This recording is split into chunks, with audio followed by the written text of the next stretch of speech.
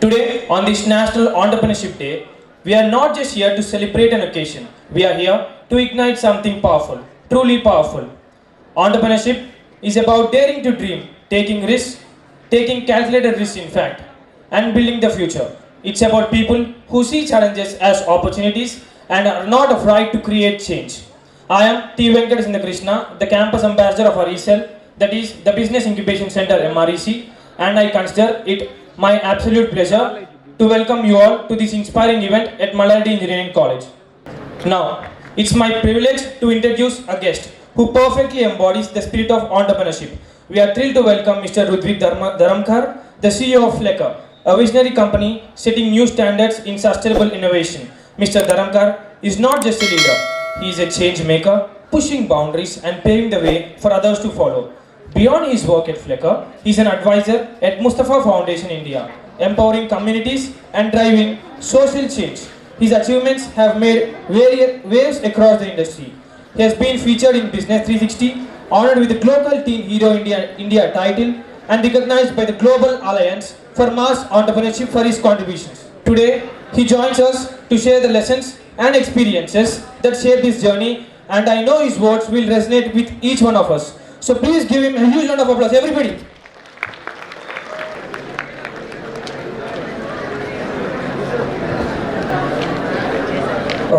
A very good morning to everyone here. Thank you, Chandra, for such a warm introduction. It is truly an honor to be here. So, hello everyone, this is Rudvik Dharamkar. I am a student entrepreneur. I am 20-year-old and I do not attend college. That means I actually attend my office and I don't go to college. So today here I am to share my journey as an entrepreneur. I am here to share my journey as an entrepreneur and how you could probably start your own venture, as it's today's a good occasion to talk about this National Entrepreneurship Day. What a good occasion to talk about it.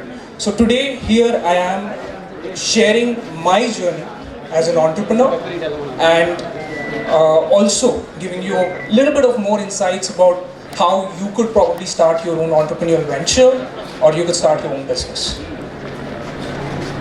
So starting off, we'll have two things here.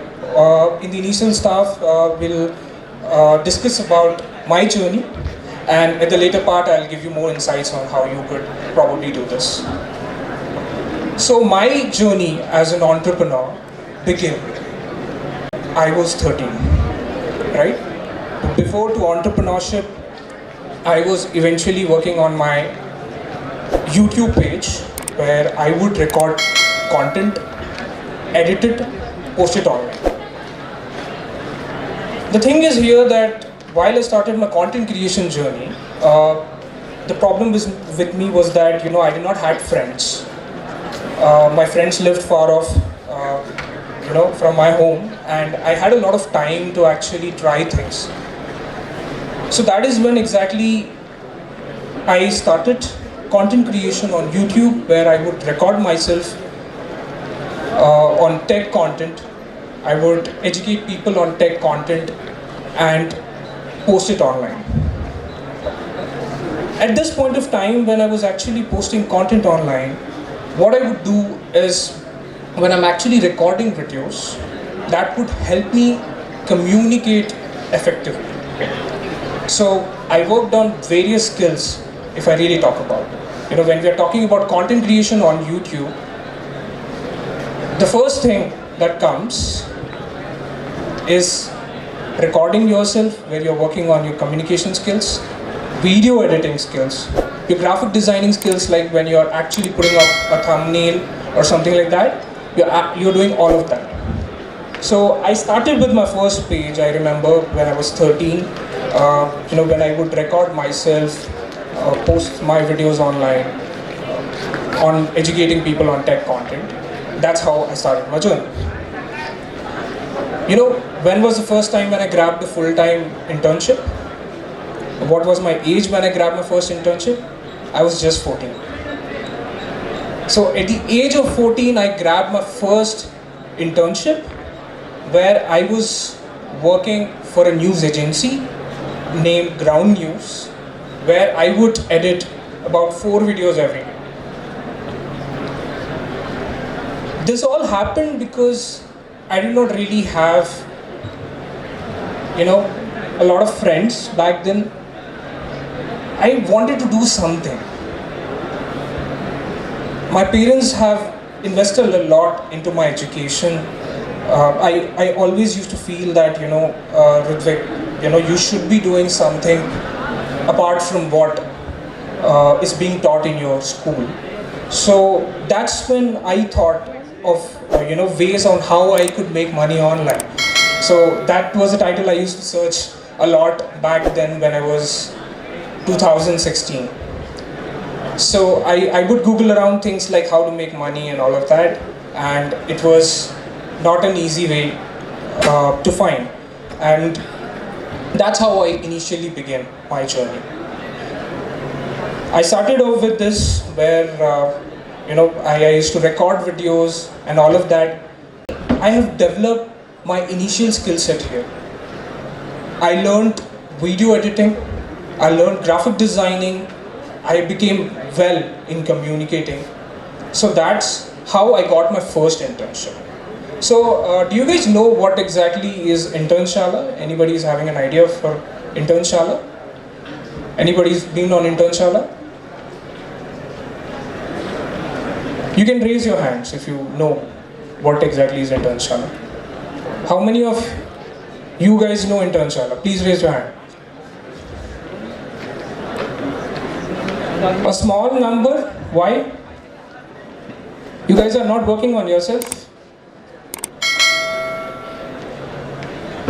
How many of you know Internshala? Please raise your hands. Still a very small number, I would say, actually, But kudos to those who started exploring things on Internshala. Yes, guys, that's exactly where I found my first internship. Applying online, right? So that's how I got my first internship at a news agency who were looking for a video editor intern. So I had a senior editor under whom I worked. There were various different softwares like Adobe After Effects, Adobe Premiere Pro. All of that I got a good idea of, like even Photoshop and all of that. I eventually got the idea to do all of those things. So that's how I initially began my journey as a content creator. Then later on, I worked with a lot of companies, including one of the companies based in US. They were into camping gear and all of that. Camping Hunt was its name, and they were into camping gear and all of that, where I used to do the blogging for them, content for them, editing, post, script and all of that. So that has been happening. So I did this eventually, this internship where I landed upon my another internship where I worked for Amazon Prime. Amazon Prime has its subsidiary company. They have a lot of subsidiary company, outsourcing companies that they outsource their work to. I worked in one of the outsourcing companies as an intern, where I was doing the post-production work for them, like packaging stuff and all of that. You see it on Amazon Prime. Initially, the intro comes in and outro is there. All of that you see. That is something that I eventually did for them. And after I complete my internship, at the age of 16, I cracked my first full-time job as a consultant at LIET. I was 16 back then and I was making about 20K a month by doing this. So that was my start, where I eventually learned more into this, where I was helping them set up their campus studio facility. I guided them on various things on setting up a studio, because if you remember very well, when I eventually started, I had all the content creation knowledge about a lot of content creation, tools that you probably use, all of that. Then eventually even the softwares, other things. I had a very deeper idea on things like that, and that's how I began. At 16, I had my full-time job, if you imagine as a 16-year-old, you know, getting started with a revenue like that is awesome, right? And you must be having this idea that, Rudvik, how did your parents get convinced to do all of this, right? Every parents are so concerned of their kid, you know, you should be getting into this college, you should be writing these exams, you should do this. My parents were no more different. They were the exact same. But if you remember one thing, you know, from the childhood, right from the childhood, I have been working on things, and I did have an outcome to work upon. So that got them convinced, right? When a kid who's 13-year-old or 15-year-old has already getting some money through his internship in his bank statements, so that kind of made them believe that, you know, I could do something. They got that trust that, you know, I could probably go and do something. So they trusted me on this. They let me do these things. It was hard.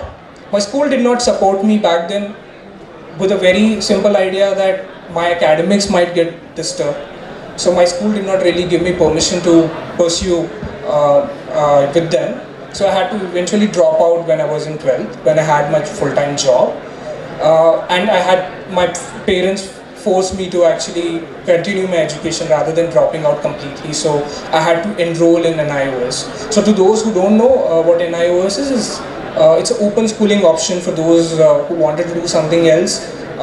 And you know, you don't have time to actually study or something like that. In a year, you get some time to attend few classes, and then you can eventually sit for the exams.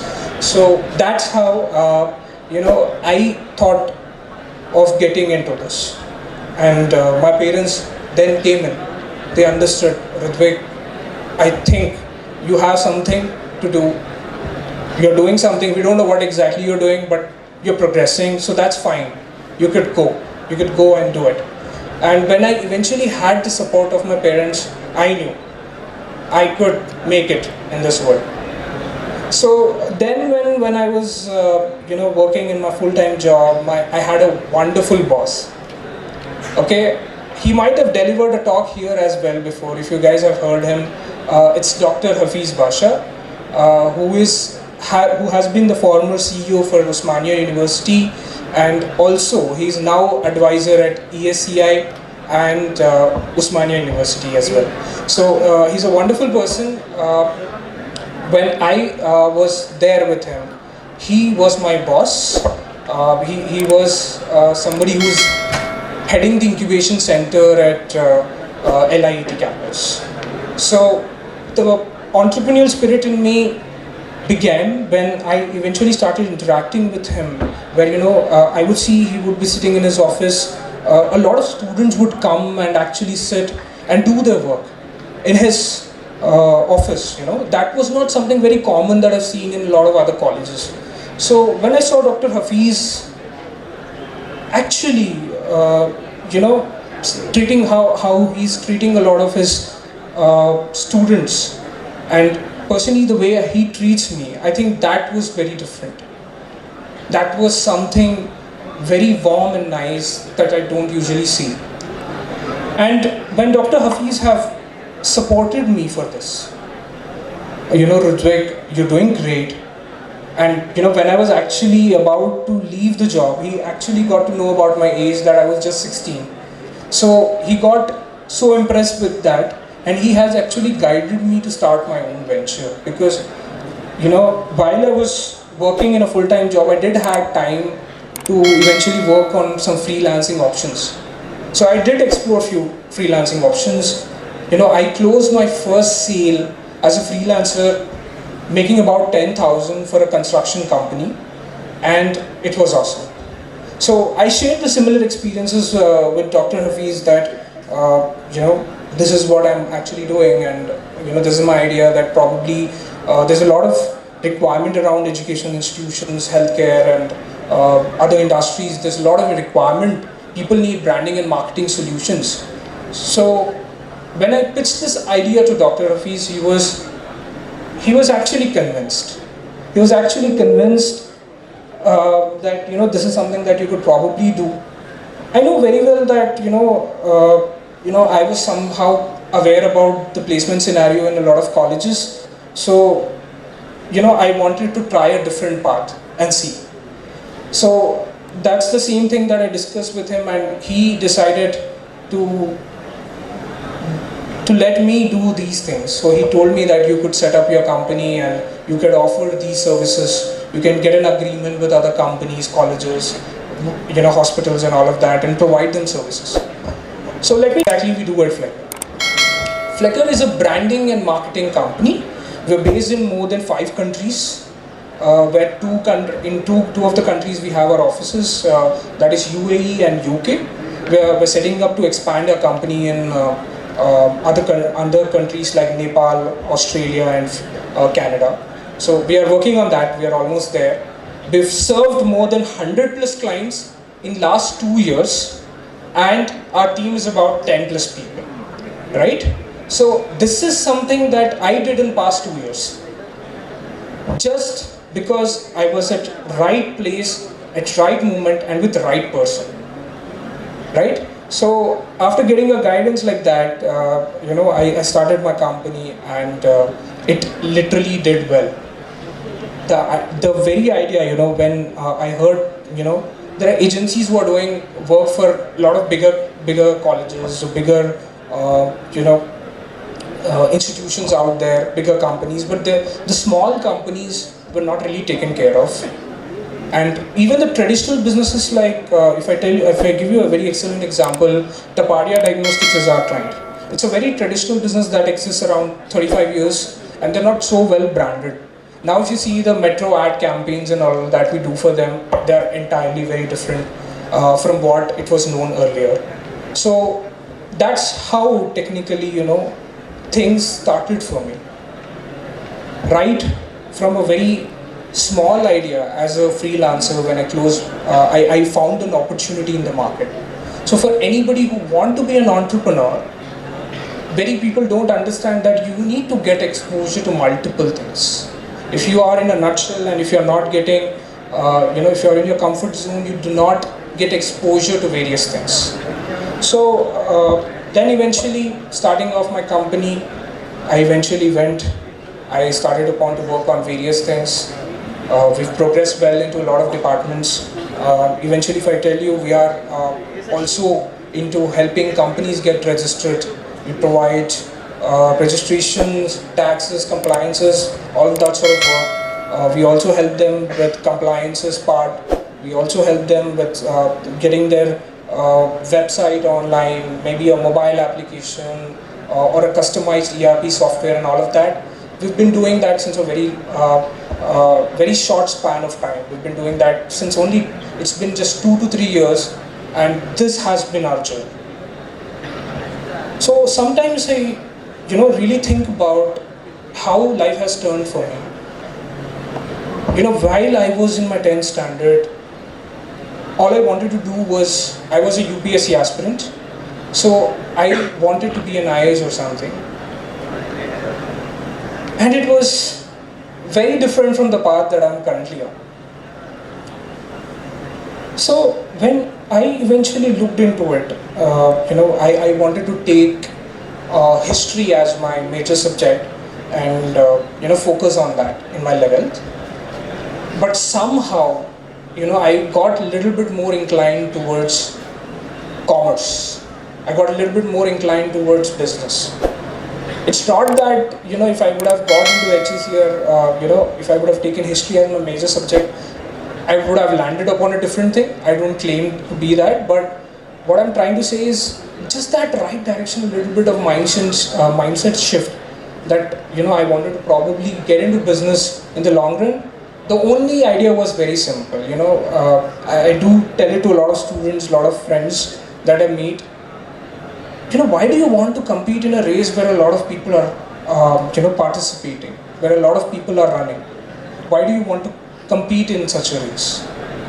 Why don't you want to compete in a race where there's less number of people that are competing? It always struck me, that why a lot of people are chasing something that is already told to them that, get into this or get into that? Why are they more focused on that? Why are they afraid? Why don't they have the courage to eventually try new things? I don't find answers to this till date, but what different I did was having a little bit of courage. Of course, nothing is going to happen if I try it at least. If I give it a simple shot, maybe things will turn different. And it did. And it did, and today, here I am. So, it has been an inspiring journey where I did meet a lot of entrepreneurs. When you're into business, you get to meet a lot of clients from different sectors, sharing their experience and all of that. I was not somebody who knew everything from the start. I did not come here reading a book that, this is how it's going to be, you do this, you do this, you do this, it is going to work. No. What eventually worked for me was, I was good in figuring out things. I was good in, if you tell me that, Ridvik, this has to be done, this is a so-and-so thing that I'm expecting, be it anything. You can bring that problem to me, I can solve it. So, I had the good problem solving skills, I had good ways of figuring out things, and I'm very jugadu. I have very good ideas on how you can do a jugaad and probably get a thing done. I'm somebody like that. And that matched entirely well with what I'm doing. And that did turn out well. So, this is more about my journey. Now let me share you a few insights on probably if you aspire to be an entrepreneur, is it a right thing for you or is it a wrong thing for you? How do you differentiate that? There are always three types of people. Okay, one is somebody who could dream of a good vision. One is somebody who could dream of a good vision. There's somebody who could manage things well, and there is a technician. There are three types of people in this world. One is somebody, if you've got that vision, I'll tell you a very beautiful example. You guys have heard about Steve Jobs. How many of you guys know Steve Jobs? The founder for Apple. You can raise your hands. Steve Jobs was a founder of Apple. Okay, the same Apple products that you use, iPad and iPhone and all of that. So he was a founder, and when he was actually working on something like iPad, whom did he get the design done from? It was a very normal person. It was a very normal designer in his office. He walks up to him and he goes and shares him the vision. This is what I want to build as a visionary product where people could write things, they could listen to music, it would work on a Wi-Fi technology, all of that. He was somebody like that. And he just randomly pitched the idea to that person. So if you see, somebody's got wonderful ideas, somebody's got a wonderful vision. He just shared the idea with him and he got it executed. And he was not even an experienced executive or something. He was at an associate level. And he got an amazing product done by him, which is still today a big hit. Even I use iPad. Who doesn't? So the thing is, like I said, there are three types of people in this world. One are visionaries who could actually think about a specific product, who could set a vision for people. Because what a lot of people lack in their life is vision. Is vision to do something. Right? A lot of people lack the vision. So, for somebody like that, if you're someone who've got a lot of ideas, if you're someone who could think broadly, who can think out of the box, who could just go out of the box and try to do things, entrepreneurship is for you. If you've got wonderful ideas to work upon, if you've got wonderful vision that you believe in, completely all in. I'm not talking about a vision where you wanted to do business and then later point of time you want to land on a simple job. No, that's not for you. If you've got a wonderful vision that you think can be a reality, if you can stick into it, you can go all in to do that, entrepreneurship is for you. The certain type of people who are more sort of managers, where let's say if there's a room, okay, and there's a desk in it, where a lot of things like nails, your pens, erasers and all of that, it's pretty unorganized and messy. A manager kind of person would actually put everything in place, like in specific box like this, where nails would go in that, pens would go in this, he would label them, he would make everything organized.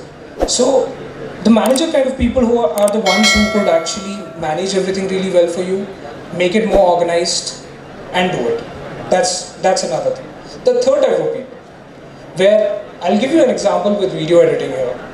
Let's say you told them that this kind of effect has to come in, this has to be done, this kind of video has to be put on a timeline, and this is how it has to be edited. If I put it in a simple way, this is how you would make a reel or something. You guide them on that, they get it executed.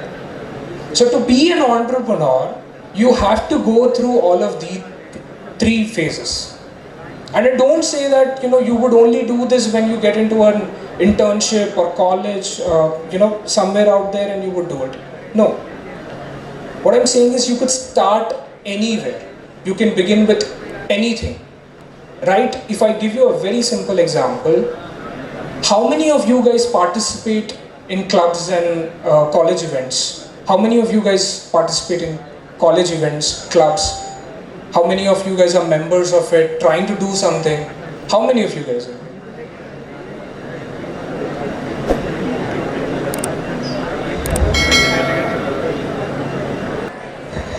So the thing is, I still wander around if you have an entrepreneurship development cell and an incubation center in your college. I think that, at least, do we have that?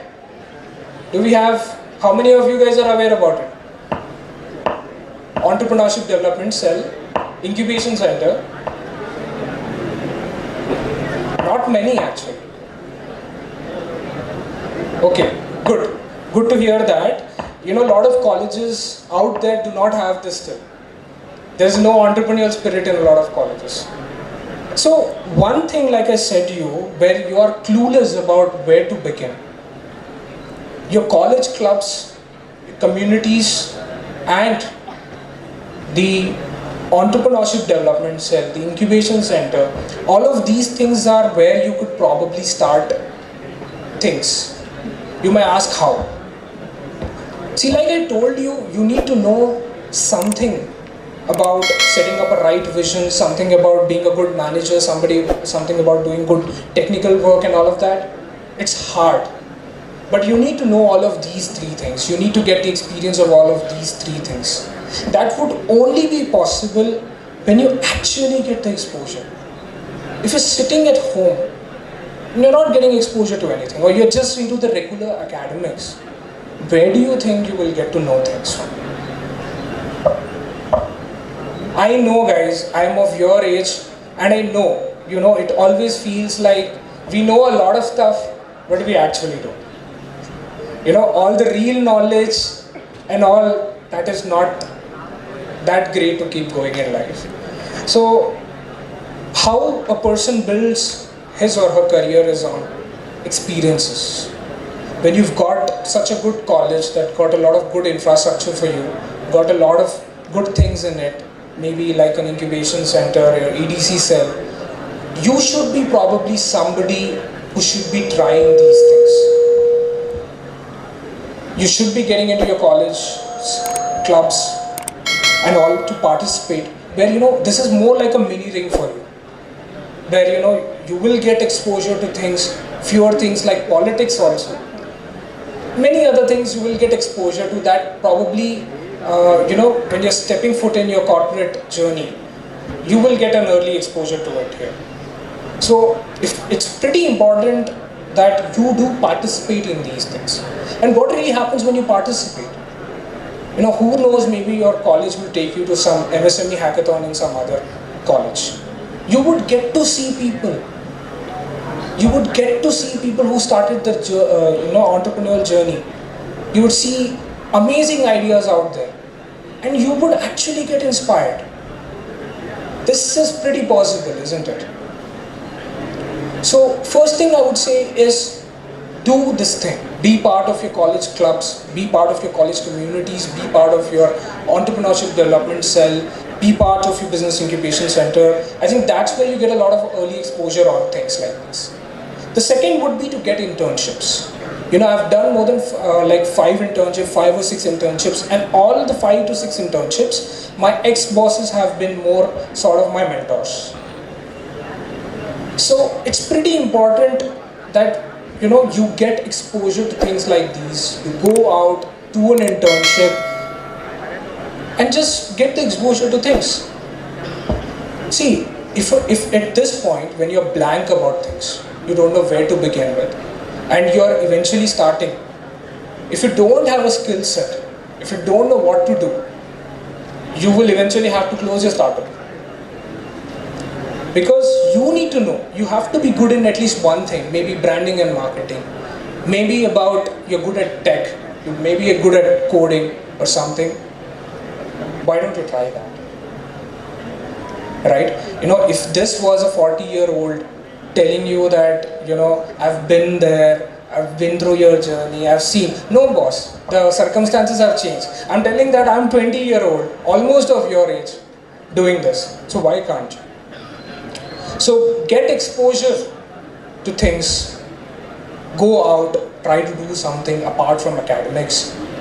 Let's say if I'm hiring for my company today, right? If we put out that, we would come as a campus placement for your college, what is something that I would look for? I would ask simply one thing. This guy has got a 90, this guy has got some 90. What's the difference? What's the difference in your mask? Nothing much, right? So the difference where you create is through the exposure that you get outside your college. It's the exposure that makes all the difference. So when you're starting on all of this, I would definitely recommend you to try things. Go out of your academic zone, go out of your comfort zone, try things. That would eventually lead to something.